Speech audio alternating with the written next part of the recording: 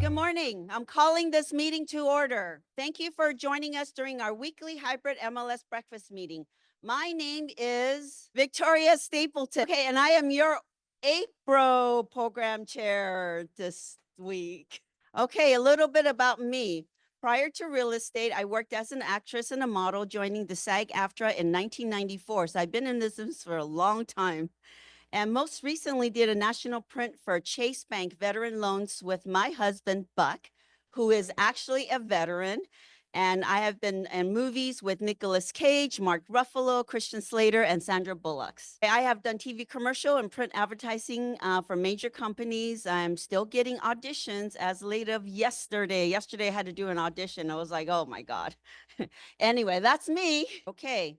Now, help me welcome affiliate Sue Chong from Acazza. She'll be our moderator for today and will be introducing our panelists. Morning, everyone. Happy Thursday. So my name is Sue Chong with Acazza Management. Our company specializes in Airbnb and rentals. So today we are going to talk about fraud. Don't get scammed by our lovely ladies from the title company. Up first, we have Yolanda Martinez. Next to her is Angie Tang, and then Nancy Chan. And then if each of you ladies will introduce yourself, tell them a little bit about yourself.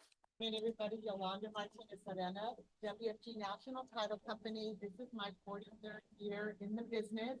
I did sell real estate for 4 years, from 1982 to 1986. So I have been on the other side of the desk, and it's an honor and a privilege. Mike. My voice is not loud enough. No. The mic is off. The mic is out. Oh, it's off. Okay. So I, Wow. Okay. So is that okay, Derek? Is it better, lower? Okay. Don't speak that loud. Anyhow, so I sold real estate from 1982 to 1986 for an office. Maybe some of you are still familiar with, it's no longer around, but Century 21 George Michael Realty. There you go. And then I've been doing title ever since, and I love it. I love it. And people ask me, do you miss real estate? And I say, I live real estate through all of you. So I still get to enjoy it. And I'm honored to be here with these two ladies who have been in the business a long time. So thank you for this opportunity. That this morning too. Good morning, everyone. Angie Tang, First American Title. Been in the title side for 23 plus years. Was in real estate, not real estate as in selling real estate, but I was a receptionist for a real estate company when I was in high school. And in college, I worked in escrow. So I was helping on the escrow desk, ordering prelims and demands and payoffs. So I've been in the real estate world for quite some time, but in the title sector, just about 23 plus years, getting to the plus. But I'm very thankful to be here, been able to work with everybody here. And with this two other ladies to my right and my left, they're also very amazing ladies that have a lot of tenure in the industry. So you guys are going to be delighted. hi, everybody, Nancy Chan, 1982, beginning of 82, I got hired 81, end of 81, and been in business and only title. I've never sold real estate, but because I work with so many exceptional problem-causing agents that we learn. That's how we learn, by problems that we confront. So 40 whatever years in the business. And somebody asked me when I was going to retire, and I don't think I will retire, because as long as I'm still good at what I'm doing, I still love the people I'm working with, and I can help people. And I started out saying that I'm here to help, and I've stuck with that. So I'm always here, Nancy Chan, Lawyer's Title, and I've only been with 3 companies so far. I've never really switched that much. This one, 39 years already. So love you guys, and thank you.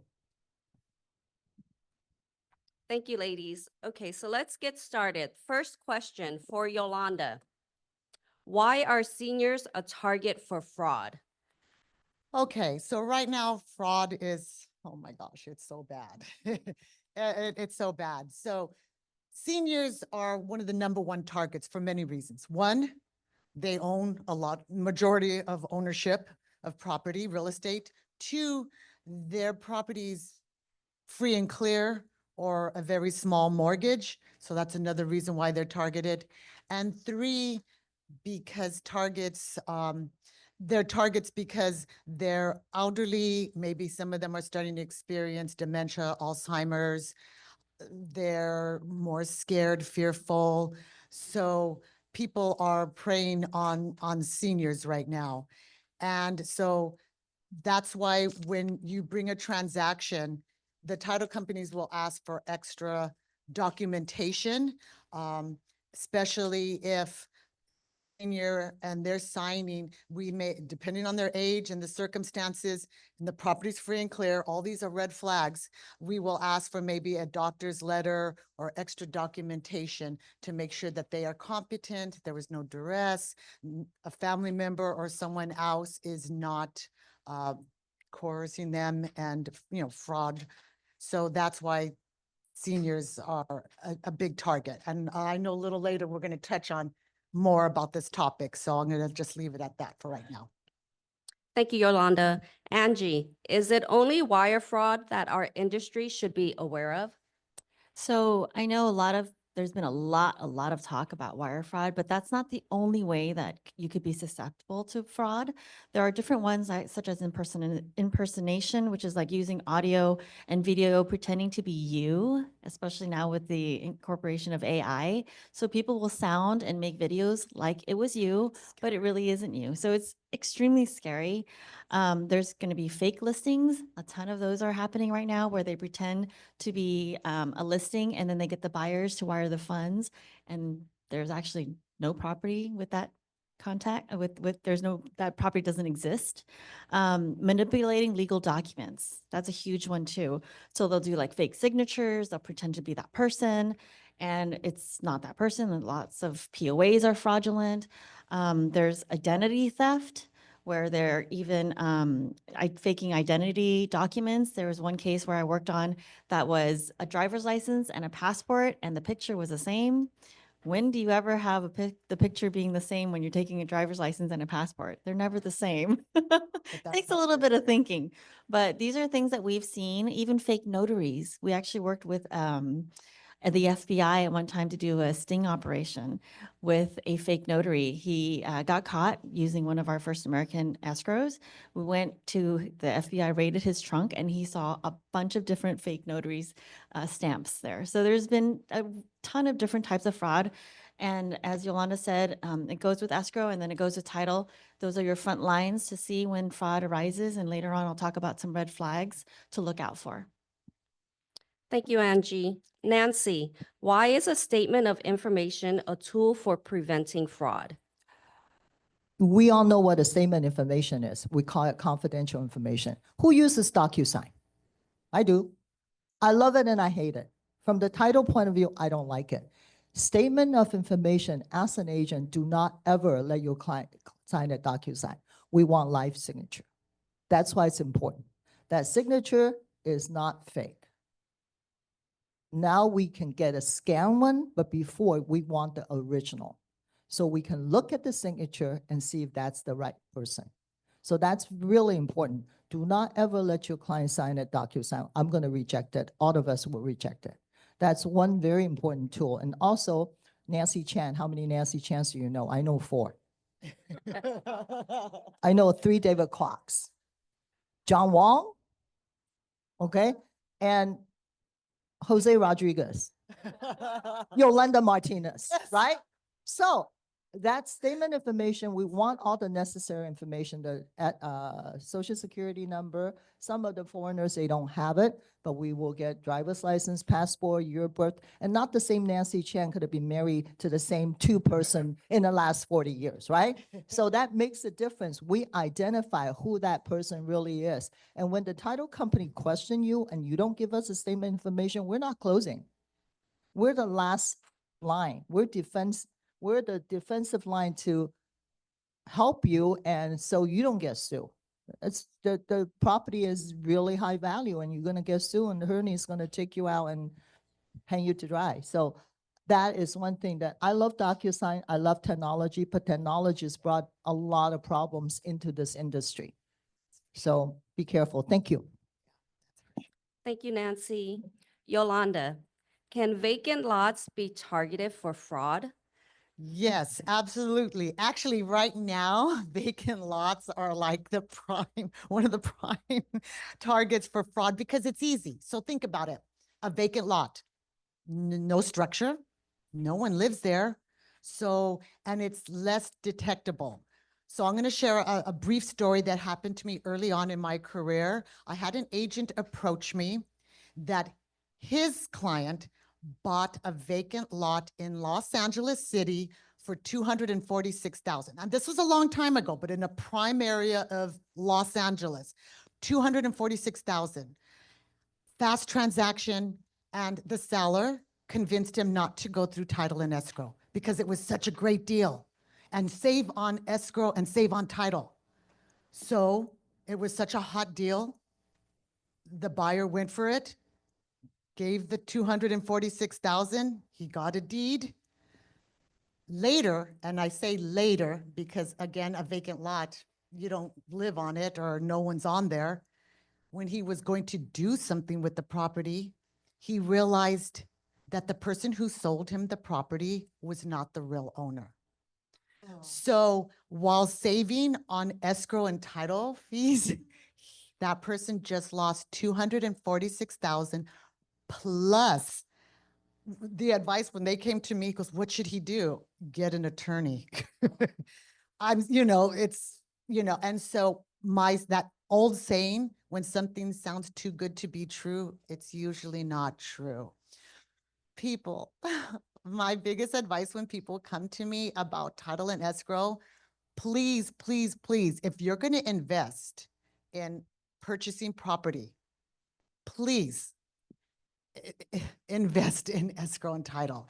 Because not only do you know if that person is the real owner, they're the real seller, but you don't know what liens are attached to that property. And you have to remember, you can do your own search as far as deeds of trust, mechanics liens, notices of substandards that appear on a preliminary search that anybody can get. But do you know the personal liens on the sellers that get attached, IRS liens, judgments, child support, all that gets attached to the property and goes with the property. So please, please, please, if something sounds too good to be true, do your homework. It's usually not true, and get protected, get escrow and title. Thank you. Speaking of protection, Angie, do title companies insure fraud? So that's it's a yes and a no. So if you're dealing with a transaction and there's been wire fraud and the transaction hasn't closed, then there would be no title insurance because we actually haven't issued a policy. Now, on the other flip side, if we've already issued a policy and there was an error that should have been part of the process of the real estate transaction, and somehow they all of a sudden come up and say, hey, my aunt's house sold, I'm on that trust, or I'm supposed to be one of the heirs. How come I didn't get any proceeds? I didn't know it sold. That becomes something fraudulent. It could be something fraudulent. Sometimes where there's, what else do we cover? HELOCs. This one case I was working on, there was a solar, not a HELOC, hero loan. There was a solar lien on the property, and somehow it didn't get disclosed. And all of a sudden the buyer is now trying to sell. And now he sees on the prelim that there's a hero loan on that property. That should be also a claim. There's a ton of different ways that title insurance does cover against fraud, but you have to know your policy, know what's covered, talk to your title insurance agent, and let them know the scenarios, and we'll tell you this should have been a claim or it shouldn't have been a claim. So it's always important, even though it's just title insurance, we do have policies in place. So look at your exceptions, know the policy so that you know what is actually being insured. Thank you. Nancy, what is an affidavit of uninsured deeds? This is what we ask all the time now, and I think all of us agree. And this goes back to Yolanda's question. You sign something off to somebody, the seller that bought that sold the vacant lot to the guy without going to title, and if there's not a fraud, the person that bought it, when he sells it, the title company will look at the deed that he got, even if it's legitimate, We want the previous seller to sign an affidavit of uninsured deed. The word is uninsured. That deed never went through title. So when it's uninsured deed, it's not illegal, but title industry, as a general practice now, for us, it's mandatory, that we want the previous owner that signed an uninsured deed to sign an affidavit again. Number one, signature. Number two, is there any unfulfilled obligation between the two? Yolanda sold the property to me for 200 some thousand. Maybe she and I agree that when I built this thing, I have to share the profit with her. We don't know. There was no contract with escrow. And there was not an insured deed. So we want that. And how are you going to go find that person after 10 years? So the uninsured deed affidavit is, when we were in the business 40 years ago, we didn't need it. But I think about 15, 20 years ago, it became a mandatory thing because of fraud, because of unrecorded liens. California has a law, any personal liens and judgment, Yolanda mentioned it, that IRS lien, another lawsuit, is automatically attached to all the properties you own. I get this argument all the time. It's against this person. They're suing each other, not concerning this property. The property never got sued. The law in California says all personal liens and judgment automatically, without recording onto your property, automatically is attached. You own 10 properties, attached to all 10. The first one you sell, that's the one. So uninsured deed affidavit has to be notarized. In there are several questions. I'll send you copies if you just text me. I'll send you a copy of a form that you can take a look. Is there any financial obligations? Do they owe you anything? Any of that, and it needs to be notarized. If it's not notarized, I have one that I passed on that wasn't notarized. I went to the senior housing and had the father sign in front of me, and I gave him my ID. There are ways I can work around it, but we need to authenticate that that person transferred the property to you, that you're selling, and there's no other financial obligation. So this is also great for seniors. They sign things over. We talk about senior fraud. They sign over to whoever, the housekeeper or caretaker. How do we know that there's not fraud or coerce? So we need to get that. So that's something we use to also ensure that there's no fraudulent transfer. Thank you. Thank you, Nancy. Yolanda, why is it important to call the wire instructions in? So cyber fraud is on the rise, and a lot of it is through email. So they're hacking. They're actually looking in the subject line. Please do not put like wiring, money, deposit, any keywords that they're phishing that they're going to hook on and hack your account. And so what we do, and I think most title companies do, is that we will not email the wire instructions to clients. We will call, give a code, and then send the wire instructions, because that's how bad it is. And let me tell you, it happens to everyone. And it happened to my husband and I. We sold one of our properties, and I don't know if it was they hacked escrow or the transaction coordinator for the buyer. And guess what? The poor buyer wired money to New York. Okay. And by the time we discovered what happened, I mean, of course you get the FBI involved. It's too late. It's too late. That was gone. That account was, the money was gone and closed. So you could see where this is an ongoing thing. So you just have to be very careful. Look at the email. And if something's a little fishy or off, and sometimes it's just one letter, one digit, they throw a number in there. It's so crazy. These people are so good. They're professionals. So just be really careful, and always call the title, call escrow, and communicate. But just don't blindly send emails, and make sure you know who you're emailing. Also, when you're receiving emails, you want to make sure that you know that person. It's like, who is this person? Is this a transaction coordinator? Is this an escrow assistant? Who am I dealing with? Question and protect.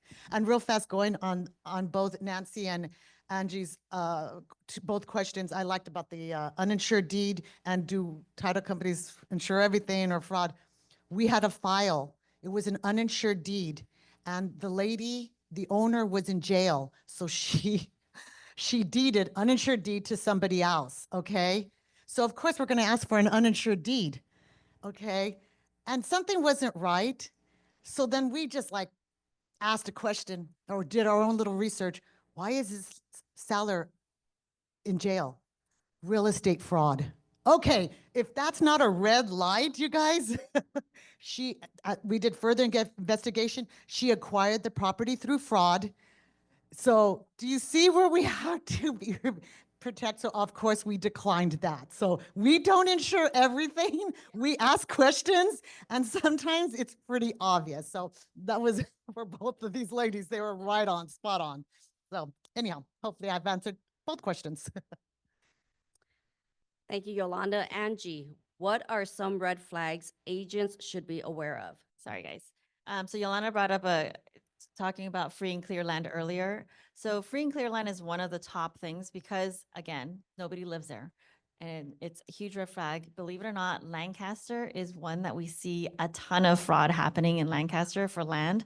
A client of mine just recently, we're about to decline him because they couldn't, the seller could not provide any type of verification of who he was.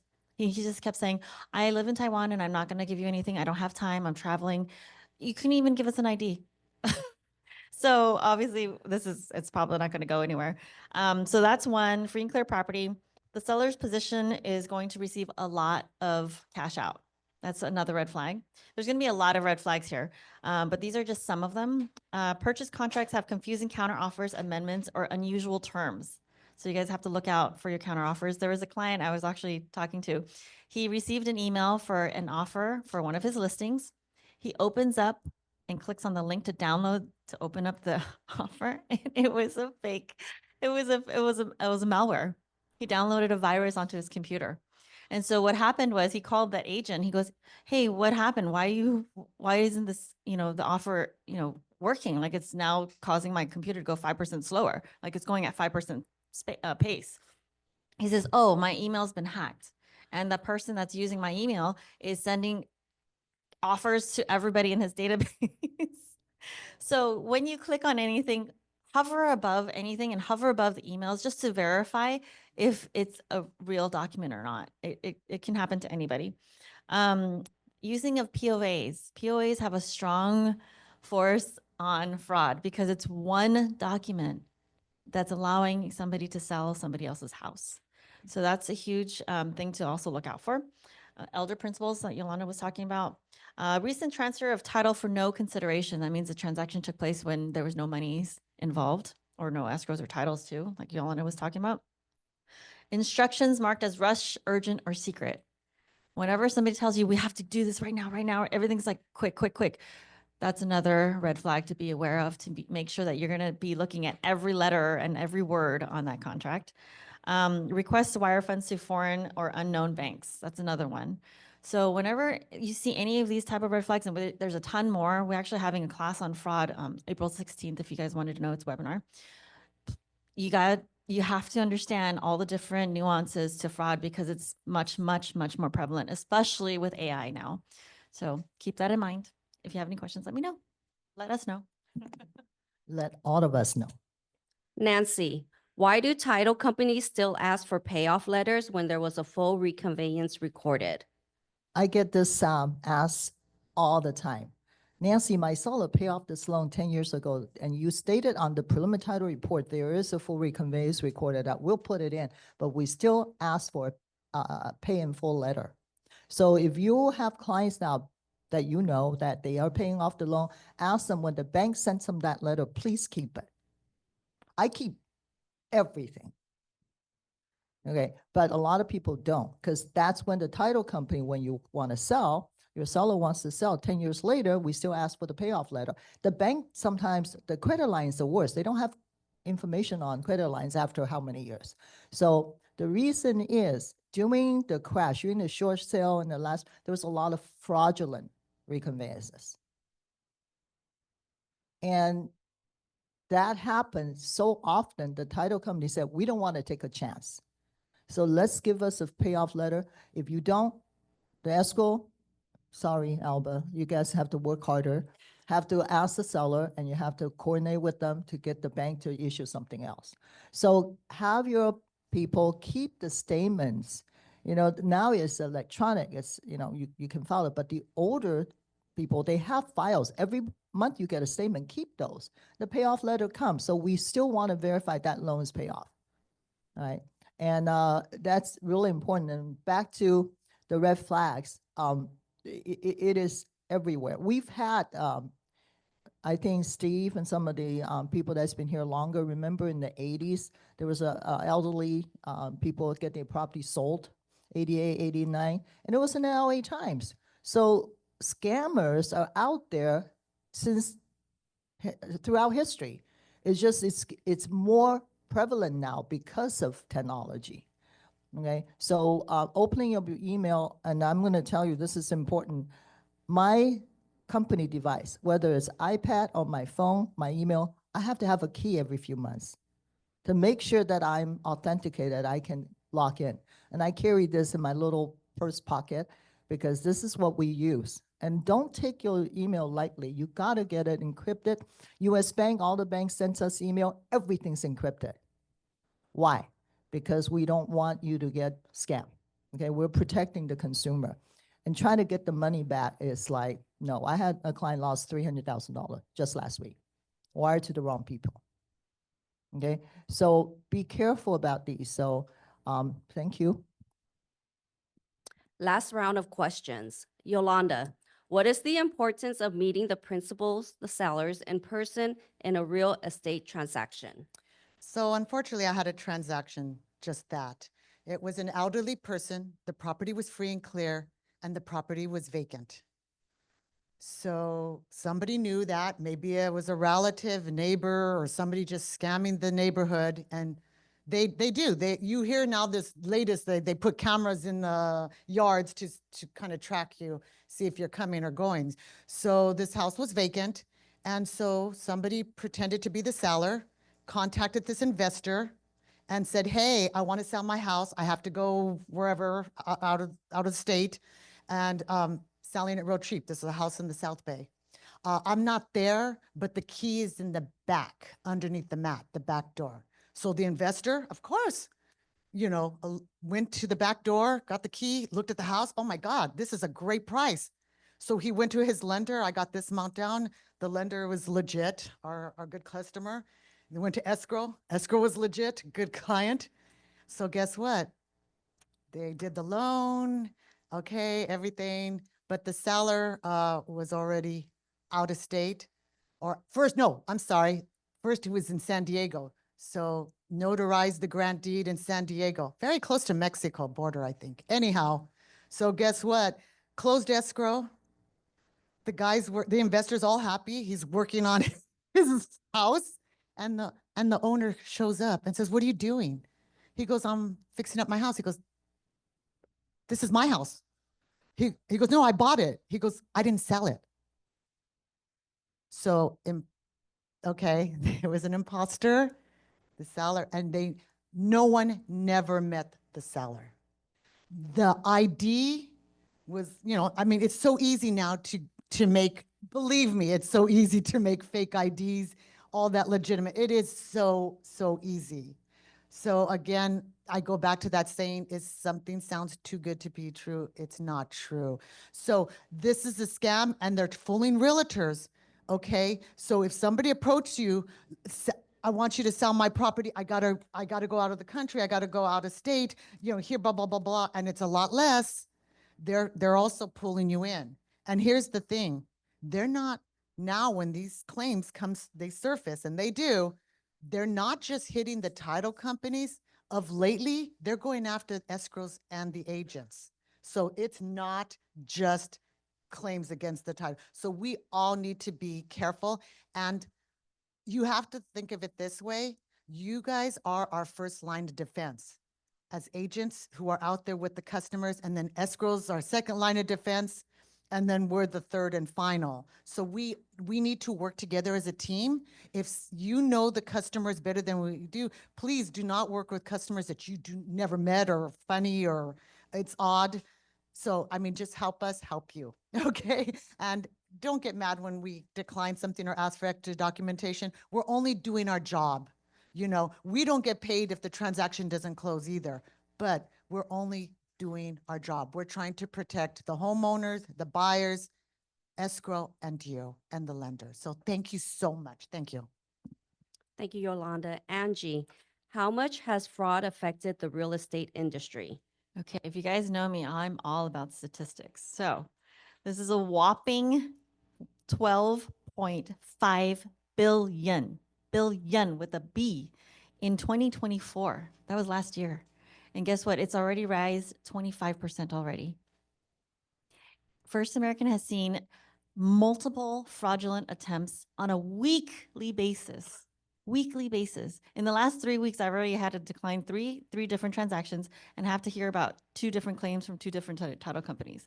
It's crazy. It's out there. It's prevalent. It's just, you just don't know when it's going to hit you. So I have a question for you guys. Who knows what MFA is? Who has multi-factor authentication on their emails or 2-factor authentication? Oh my gosh. Okay, I should see the whole room raise their hands right now. The reason why is because of the 12.5 billion, 500 million is just on being your emails being compromised. So today, hopefully, go to your emails, change your privacy to 2-factor authentication or multi-factor authentication, because that's the least thing you can do. The last thing you want to do is get your emails hacked. If you don't know how to do that, let me know. I can help you along with that. And so, yep. And then again, if you guys wanted to know more information, we have a webinar coming from First American Corporate, not through me, but corporate, in case you needed it. Thank you, Angie. Nancy, how long does a title policy last? I added that in. It doesn't have anything to do with fraud, but it's so important because most of the realtors think that we insure the property.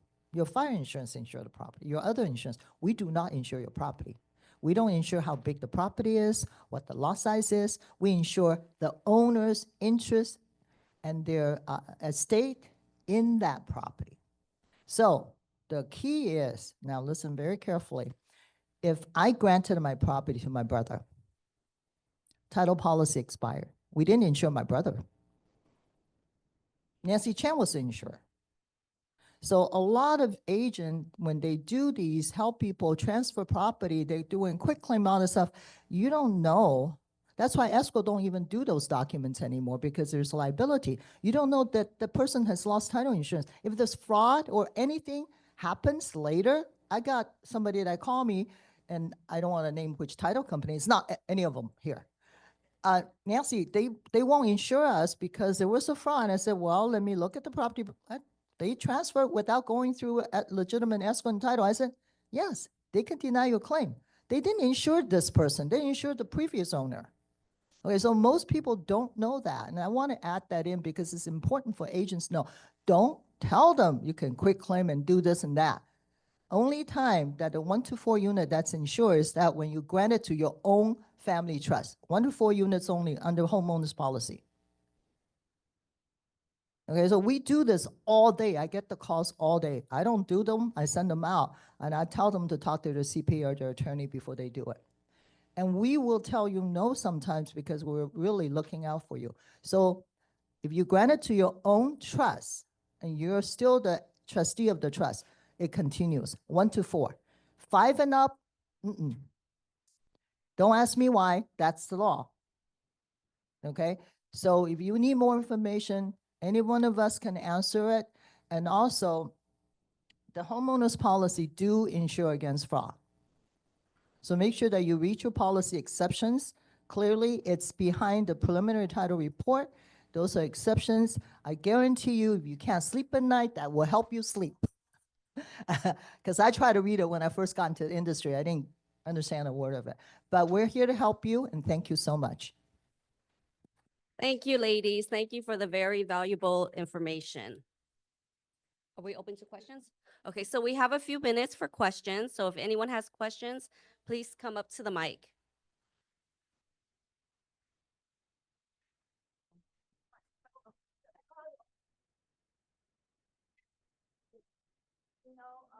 Loan. So a lot of time you see the transfer grant, like you said, grant to children, grant to back and forth, back and forth. Okay, if you know they're gonna do that, is there a way for them to buy title insurance?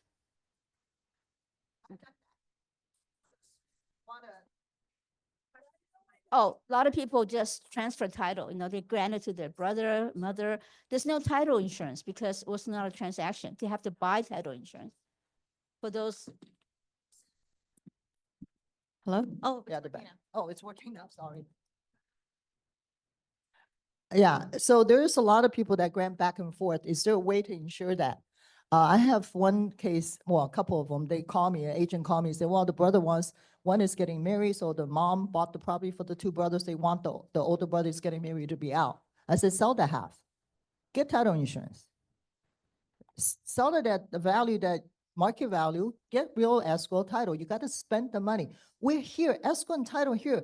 We're here to make sure it's necessary. I buy a property, I use escrow, I use title. I can search everything and I say, so you can insure that half interest.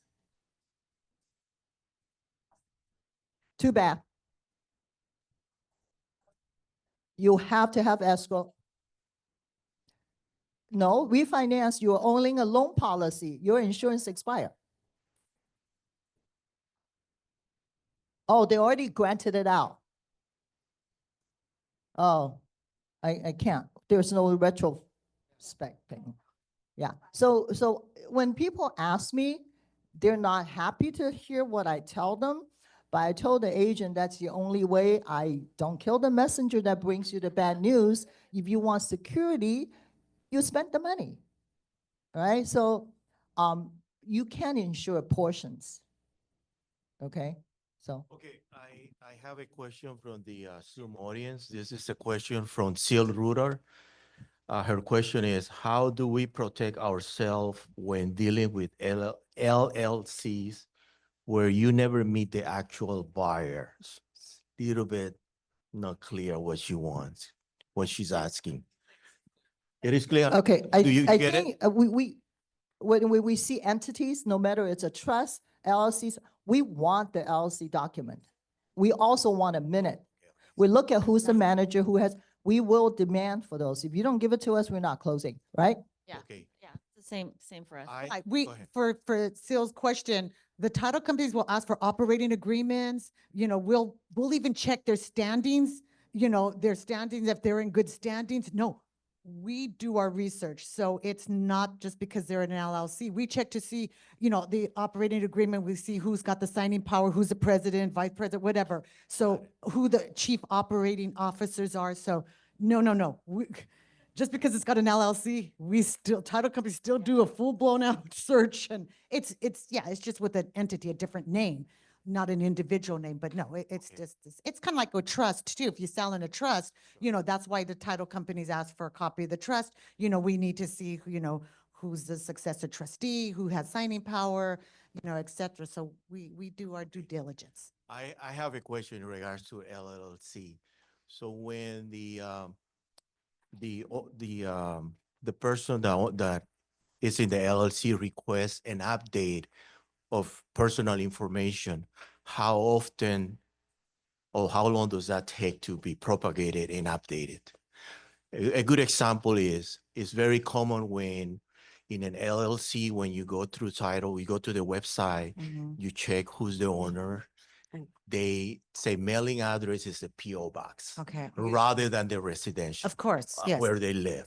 So for example, if we request to update that information, can we do that through the title?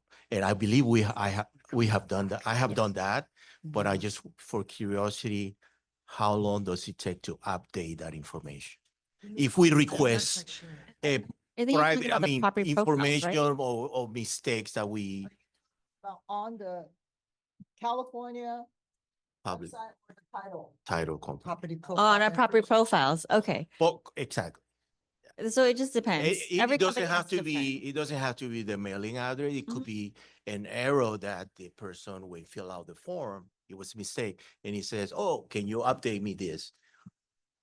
So it depends on everybody's companies because each of our company, we pull from the same place, from Okay. the county recorders. Okay. So when you update something on the county recorders, sometimes it takes a while. I don't know. Oh, but- that's our cue. So I'm sorry, we're wrapping it up. Right. So these ladies will stay here after for any questions. Feel free to come up and talk to them, okay? Thank you. Thank you, ladies. Okay, on behalf of West and Gabriel Valley Realtors, I'd like to thank our speakers for a very informative and knowledgeable presentation. Now it's time for bits and bytes. Help me welcome William Way and Sylvia Ramos, who will share some technology with us. Morning, everyone. We'll try not to bore you. It's a guaranteed win here with William. Okay, so today's Bits and Bytes is to help you make a quick video. And if you're like me, you don't know what to say when the camera is on and you just black out, this is a tool to save you. And just a quick reminder, this is a cool feature that is a paid feature for the app. So if you want to use this feature, it's called teleprompter. You know how presidents and important people go up stage and starting to speak? They have this teleprompter. You can do that too with this app. So I'm going to share my screen first. So just so you know, William and I are on this committee and we work really well together. We try to collaborate and work as a great team. So for future, see Tate for this committee. So on the bottom right, that's the app called CapCut. That is the app you want to use. And on the right-hand side of my screen, the second button called teleprompter. And in the middle, it says Pro. That means it's a paid feature. You can edit whatever you want to say for this quick video. And so I have taken the liberty to type in the property for our pitch today. It's one of the properties. So if you happen to go to the open house on this Saturday or Sunday, and you can quick edit the words you want to say and apply it. And I'm going to have Sylvia demonstrate you being an agent at the property. I'm not scripted, so I'll try this.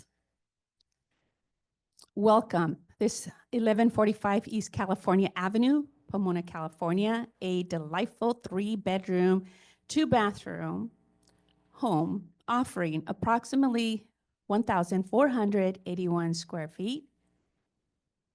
All right, I just did a quick California Avenue, Pomona, California. It's a quick 15-second video. I just made for the sake of time. You can do it right here. Home offering approximately And at the same time, you can also edit if you want to, change up your video. And it is fine as the way it is because you already recorded that video with whatever you wanted to say without thinking in your head when it's filming. And all you have to do is save. And that's it. The video is done. It's saved in your photo album, and you can share it to whoever you want. I actually think that you need to be a little bit more freelance because it comes across a little bit more natural. But as you can see, being scripted, it's like you're looking at it. But I think it's fantastic because it makes you look, like you said, presidential. Correct. And after it's recorded, where you have the edit feature, that's where you go in and you start putting captions if you want to. Yeah. Do you need to pay for this function? Yes, it is a paid feature. I can't remember right now, and we're not promoting that. Okay, please join us next week as we welcome Council Member Ross Mesa from City of Alhambra. He will be giving us update on the city. Thank you, everyone, for joining our meeting today. Have a wonderful day. This meeting is adjourned.